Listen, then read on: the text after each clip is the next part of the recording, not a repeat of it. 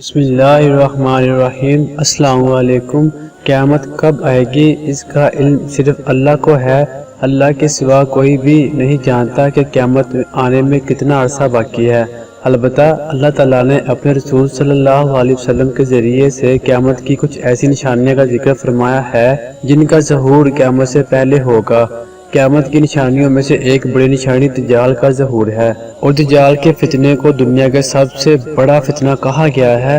فرمایا اس سے بڑا فتنہ نہ تو کبھی آیا نہ کبھی آئے گا۔ دجال ایمان والوں کے لیے ایک بڑا امتحان ہوگا۔ آج ہم آپ کو بتائیں گے کہ دجال کے فتنے میں زیادہ تر عورتیں ملوث ہوں گی۔ دجال عورتوں کو اپنے فتنے میں کیسے استعمال کرے گا، آج ہم آپ کو مکمل طور پر بتائیں گے۔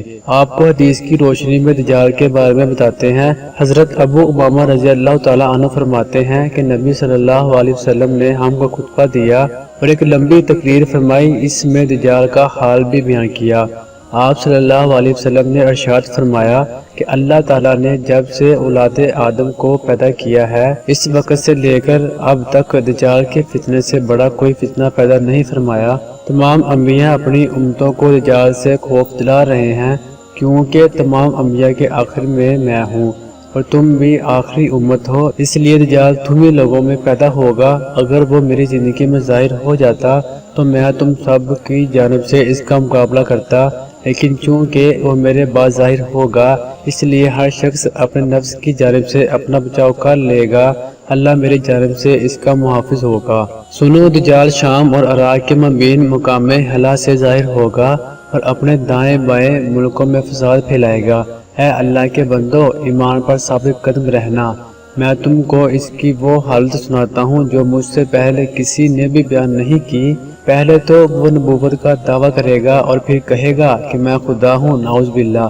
تم مرنے سے پہلے خدا کو نہیں دیکھ سکتے تو پھر دجال کیسے خدا ہوا؟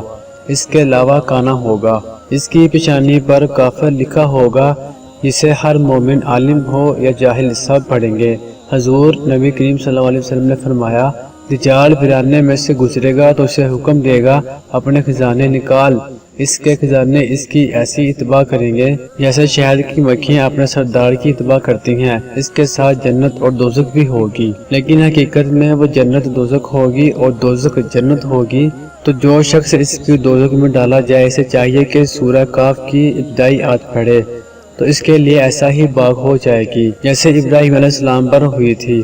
دوستو، روایت کے مطابق اس کا ایک فائدہ یہ بھی ہوگا کہ ایک شخص کو مار کر اور چیر کر دو ٹکڑے کر دے گا اور اس کو کہے گا کہ دیکھو میں اس بندے کو اب ملاتا ہوں، کیا اس کے بعد بھی میرے علاوہ کسی دوسرے خدا کو مانو گے؟ اللہ تعالیٰ اس دجال کا فتنہ پورا کرنے کے لیے اس آدمی کو دوبارہ زندہ کر دے گا۔ تو وہ پوچھے گا کہ تیرا رب کون ہے؟ تو وہ کہے گا کہ میرا رب اللہ ہے اور تو خدا کا دشمن دجال ہے۔ خدا کی قسم، اب تو مجھے تیرے دجال ہونے کا پورا یقین ہو گیا۔ اور دجال کا ایک فتنہ یہ بھی ہوگا کہ دجال آسمان کو حکم کرے گا تو بارش برسائے گا اور زمین کو حکم دے گا تو وہ گھاس ہو جائے گی، اور اس روز چرنے والے جانور خوب موٹے تازے ہوں گے، تھن دودھ سے بڑے ہوں گے۔ سوائے مکہ معظمہ اور مدینہ منورہ کے علاوہ زمین کا کوئی خطہ ایسا نہ ہوگا جہاں تک دجال پہنچا نہ ہوگا۔